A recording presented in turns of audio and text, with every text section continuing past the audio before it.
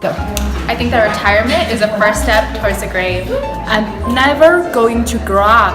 Staying young is all about for me. From my point of view, I'm the luckiest kid on the planet.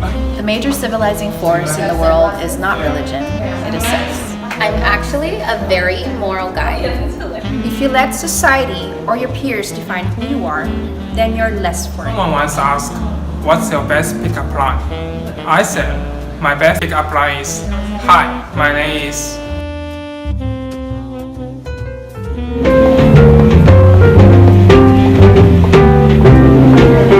Hello there. Glad you could join us this evening. I'm Hugh Hefner, editor-publisher of Playboy magazine, and your host. Hey everybody, where are we? Well, we are at my home, the Playboy Mansion. Come along, I'm going to show you inside my beautiful place, and we'll talk a little bit about my favorite person, Hugh. Oh, there he is now. But just let me say, surrounding myself with beautiful women keep me young.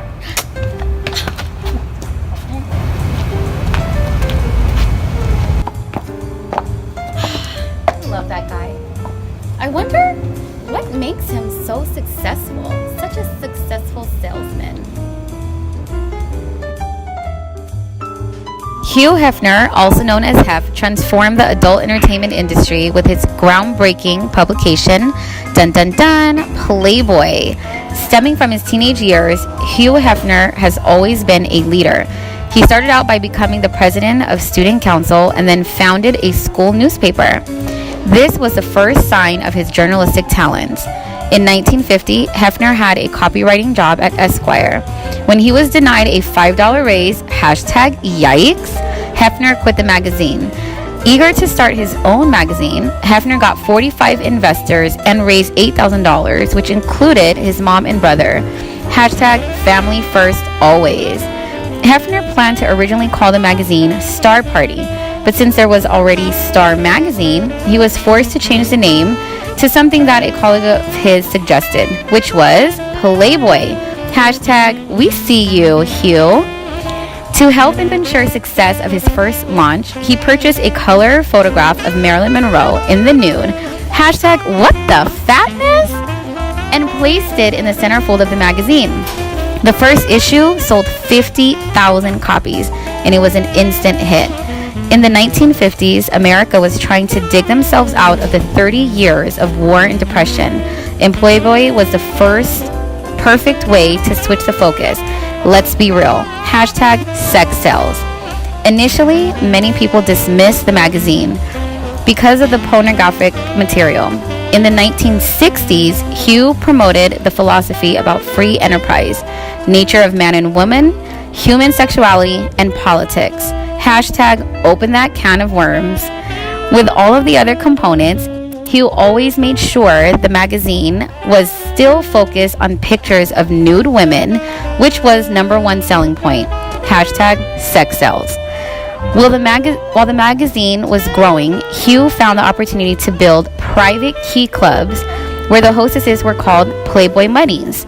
I think you all saw a cute one earlier. Hugh's Playboy enterprise went on to build hotel resorts, modeling agencies, and media endeavors. Hugh Hefner. Love him or hate him, the fact that you know his name and his brand is proof of just how effective he was as a salesman. But exactly what traits characterized him as Gladwell's concept of a salesman? How was he able to turn an idea into a social epidemic? Who would have ever imagined that a bunny could be sexy? #Easter Bunny watch out. Hefner's background played a considerable role in shaping his life. As he put it, my parents were prohibitionists. They didn't drink, they didn't smoke or swear. I suppose they must have had sex a couple of times because my brother Keith and I are here, but that's about it. Hefner could have quietly accepted society's and his family's rigid values despite disagreeing with them. However, something about his personality would not let him sit passively by while feeling internally conflicted.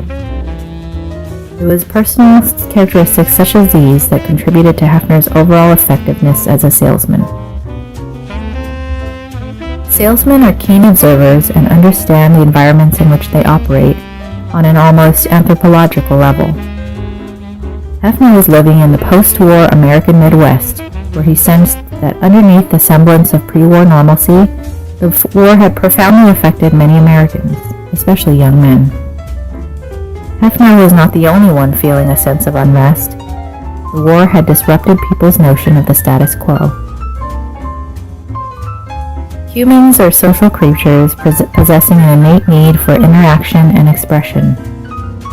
Hefner's unhappiness with the invisible straitjacket of his environment, which so intensely inhibited self-expression, served as the catalyst for his eventual public revolt.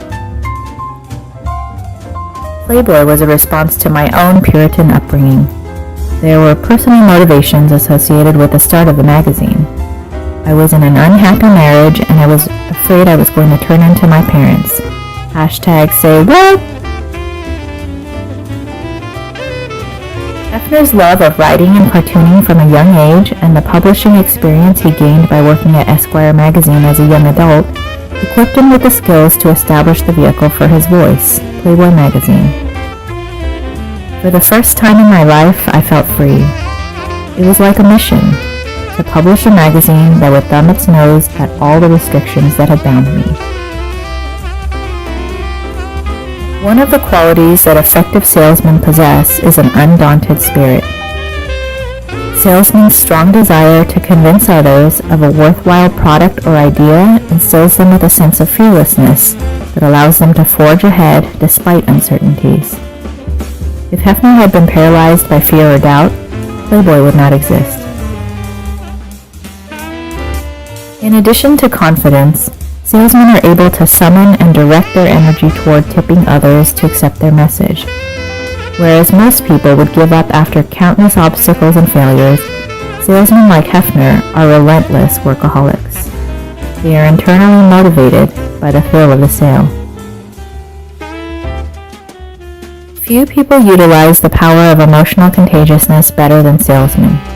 The high degree of emotional contagiousness they possess allows them to infect people with their emotions, quickly establish a rapport, and increase the likelihood of making a sale. In some respects, salesmen are selling themselves with each sales pitch. At times, regardless of the product or idea that is being pitched, the buyer agrees simply because he or she likes the salesman. Perhaps there is no better example of this than Hefner's own experience while seeking investors for his venture.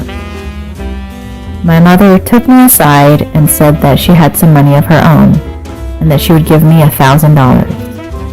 She didn't believe in the magazine, but she believed in her son. #believing is achieving. Hefner was astutely aware that for newcomer Playboy to even compete in crowded newsstands, it would have to accomplish two things: grab attention and keep attention. He was a master of stickiness and knew full well that sex sells. In a prospectus letter to investors, Hefner wrote, "Sex is surefire. #whoa there." Hefner certainly was not the first person to publish a magazine that featured photos of nude women. He recognized that the success of Playboy depended on his ability to present his avant-garde ideas and images in a polished and palatable mainstream package. That said, part of Playboy's appeal was that it would often push the envelope in terms of presentation and subject matter. Hefner often highlighted art, music, and topics that were not mainstream. Playboy often capitalized on current events and hot-button topics, acting as a forum for provocative articles and serious interviews. Playboy was geared toward its target market, middle-class white men in cities and rural areas who might have echoed similarly negative sentiments about society's conservatism. Hefner felt that the Playboy philosophy deserved its place in the mainstream, and subscribing to the magazine was a safe way for men, married or single, to connect with the lifestyle and be part of a larger ongoing dialogue. #Hugh looking out for the boys. To be effective as Playboy's spokesman, Hefner would have to embody the brand and model the lifestyle, smoking jacket and all. I changed myself in high school when I was rejected by a girl I was crazy about, and then I obviously used the magazine to recreate myself in the persona of the publication. To broaden his reach and make Playboy even more sticky, Hefner cleverly ventured into television and nightclubs. Television modeled the desirable Playboy lifestyle, replete with sophisticated clothes, music, drinks, racial integration, and of course, beautiful women. By allowing people to adopt Playboy into their daily lives and social circles, Hefner was creating an army of brand ambassadors. Before people knew it, attitudes had changed, and the Playboy brand and philosophy had infiltrated mainstream culture. The prevailing values in the country now are libertarian, which was essentially what the Playboy philosophy was. It's laissez-faire, anti-censorship, consumerist, hedonistic, freedom of speech. Hugh Hefner was a salesman of the libertarian ideal. Tipping point in medicine is a critical point where an outbreak will either become an epidemic or vanish. Malcolm Gladwell's tipping point describes how social epidemics have similar tipping points. In essence, it develops small changes to make big difference. Salesmen are persuaders. They are charming, likable, and subtle. You don't know why you agree, you just do. Hashtag magic touch.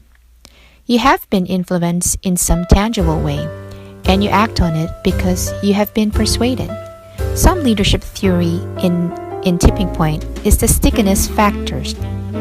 This involves how effective an idea or product stays in the mind of the potential viewer or consumer. For Hugh Hefner, as a salesman, he used his love of movie images and pin-up women to develop a general interest magazine for young men. The combination of sports, cartoons, music, and of course, nude photos of women are used in his magazine to entice an American audience that are trapped in middle-class conformity. The other leadership theory is the power of context. Human behavior is sensitive and strongly influenced by its present environment and situational pressure. This means that certain situations can be powerful enough that they overrule an inherent predisposition. For Hugh Hefner, he saw a disconnect about how sex is associated with sinfulness and scandal, where in fact it's a natural part of human existence. Hashtag think outside the box. He broke the status quo, and when he introduced in 1953 the first issue of Playboy with a young Marilyn Monroe as a playmate centerfold, and for the first time, it was a magazine that introduces conservative America to sexual freedom and slowly breaking the norms of society. Hashtag you knew what he was talking about. And consumers bought his magazines, and the rest, as you may know, is history, where Hefner established a billion-dollar enterprise. Our team will give hashtag 3 recommendations for Playboy Company. The first one is expanding the core business. Expanding the core business includes diversifying the magazine business, components, and sales strategy in regards to how to access the magazine domestically and internationally. To diversify the scope of the business, Playboy can increase the company's sales channel. If people want to buy magazines, they can only go to a bookstore or supermarket to buy them. It is not convenient for everyone. Hashtag we get it. The second one is selling the classical style magazines, which both raised to Playboy to begin with. The company can sell their classic style of the product on magazines in each quarter or half the year to allow people to buy this style as an option. Secondly, a partnership with famous brand. We may have heard from Playboy Company cooperation with many different brands, but most of brands are very small and unknown. Playboy Company should partner with more brands like Louis Vuitton, Hermes, and so on. Finally, we all know a lot of online websites provide free book or adult video let people to watch. It would be nice of Playboy to offer specials or deals to attract more clients. 花花公子应该持续在全球市场推广自己品牌的风格与主旨，尤其是在像中国这样的新兴经济体，与美国战后阶段类似，渴望消费的中产阶级数量增长，将为花花公子提供生产独特产品和体验的机会。Hugh Hefner is a great salesman for his Playboy magazine, #right. He took advantage of using his magazine background to jumpstart his career. He was not only creative but also brave. When people want to be a successful salesman, brainstorming is not enough. Hugh Hefner dared to invest all of his money in his dream. As a salesman, he brought his passion to the magazine and made his customer feel his enthusiasm through transferring his positive energy. When he came across with opponents, he never gave up. #keep the dream alive. He became Playboy's best spokesperson and a #sexicon. He showed what Playboys was all about and brought light to many of other fields such as nightclub and television. He successfully voiced his thoughts, which influenced men and women alike. However, if Playboy can continue to be innovative and cooperate with some other luxury brands, and also use new technologies to create electric magazines, which can make Playboy brilliant again. There is no doubt that Hef was an iconic change agent, and for better or worse, he left an indelible mark, not only on the American psyche, but on global culture.